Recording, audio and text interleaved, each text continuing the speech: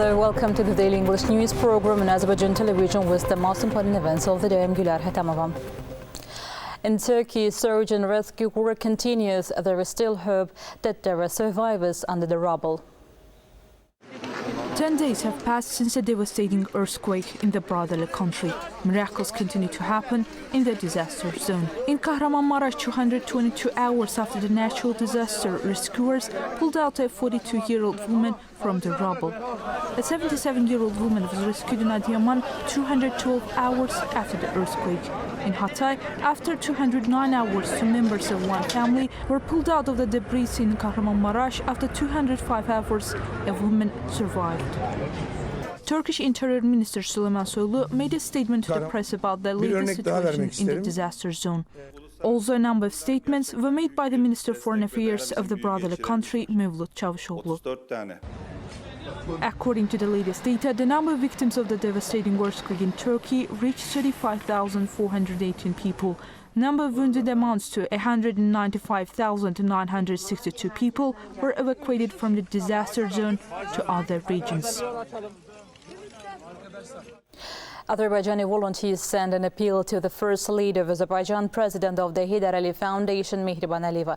The text of the appeal reads, "The sensitive attitude of the respected Mr. President and your attitude to this grief tragedy, your instructions regarding assistance have filled us with great pride and allowed us to demonstrate our humanity.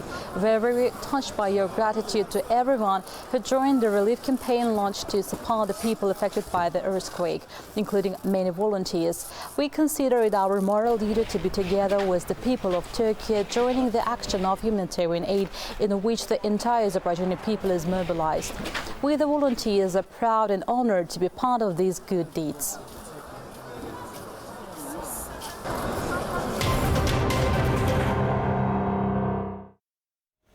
Prime Minister Ali Assadov participated at the plenary meeting of the Royal Government Summit in Dubai. The Prime Minister informed about the projects implemented on the both regional and global scale.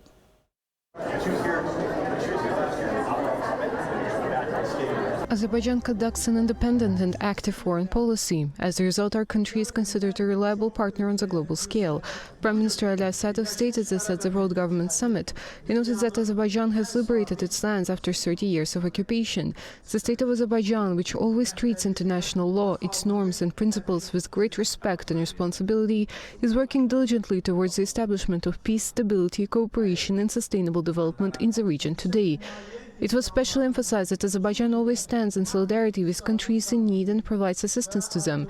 Especially during the past period, our support to more than 80 countries related to COVID is our contribution to strengthening solidarity in the international arena, the Prime Minister added. Ali Assadov once again expressed Azerbaijan's solidarity in respect to the terrible earthquake that occurred in the southeast of Turkey. Informing about Azerbaijan's successful chairmanship of the non-aligned movement, Ali Assadov assessed the one-year extension of the chairmanship with the unanimous consent of the member states as an appreciation of the role played by the country in the international arena. The participants of the meeting were informed about the work done in the direction of diversifying the economy of Azerbaijan, further improving the business and investment climate, increasing the competitiveness of the national economy, ensuring social protection of the population, improving people's living conditions and significantly reducing the level of poverty. The Prime Minister emphasized that one of the important components of Azerbaijan's state policy is solving social issues of the population, ensuring their accessibility to the services of state bodies and further increasing citizen satisfaction. In this regard, the creation of the State Agency for Public Service and Social Innovations and the Agency for Sustainable and Operational Social Security at the initiative of the President of Azerbaijan was evaluated as a step that opened a qualitatively new stage in the field of state and social services and ensured transparency, efficiency and citizen satisfaction. It was pointed out that Azerbaijan, which has invested heavily in transport and infrastructure over the past years, is the initiator and main participant of a number of regional and international transport projects. Talking about the successes achieved by Azerbaijan in the fields of space industry and modern technologies, the Prime Minister announced that the 74th International Astronautical Congress will be held in Baku in October 2023 and invited all organizations and institutions operating in this field to the event. At the same time, it was reported that Azerbaijan acts as the initiator and participant of a number of important energy projects. The importance of the agreement on strategic partnership in the field of development and transmission of green energy signed between Azerbaijan, Georgia, Romania and Hungary in Bucharest in December last year was emphasized. Addressing the challenges of the post-pandemic, post-conflict and post-crisis period, Al-Assadov said that in order to ensure the country's socio-economic development in the next decade, the President of Azerbaijan approved Azerbaijan 2030 national priorities for socio-economic development. It was stated that the liberation of the occupied territories of Azerbaijan after 30 years, the reintegration of these territories into the country's general economy, benefiting from the opportunities of new international and regional transport logistics corridors, especially the Zangezur corridor, which is of great importance for the region, will give a great impetus to the development of Azerbaijan. As part of his working with the Dubai Prime Minister of Azerbaijan, Ali Assadov met with Vice President, Prime Minister of the United Arab Emirates and ruler of Dubai, Sheikh Mohammed bin Rashid Al Maktoum. The role of President Ilham is working with the two United Arab Emirates on January 15-16 this year in terms of developing bilateral relations between the two countries was stressed. The importance of the World Government Summit held in Dubai was emphasized, as well as Azerbaijan's high-level attendance at the event was held. The sides praised the development of relations between Azerbaijan and the United Arab Emirates, both in a bilateral format and within international institutions, and noted the significance of the jointly implemented projects that meet the interests of both countries. New ambulances will also be used in the mining operations in the liberated areas, and acquired 24 new emergency medical vehicles for employees. The level of equipment of the ambulance interior allows to provide all the necessary urgent and emergency medical assistance to the injured. Vehicles are equipped with ice bag for first aid, an ice container, a stretcher for spinal injuries, a defibrillator and an injury bag.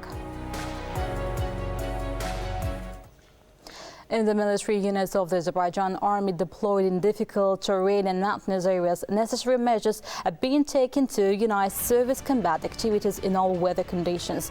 As a result of the interaction of the engineering troops with other government agencies, from February 1st to date of the current year, a total of 2,780 kilometers roads have been cleared of snow in the direction of Kalbajar, Lachin and Dashkesan regions to maintain the evacuation roads in constant working condition to ensure the safe and uninterrupted movement of military vehicle convoys.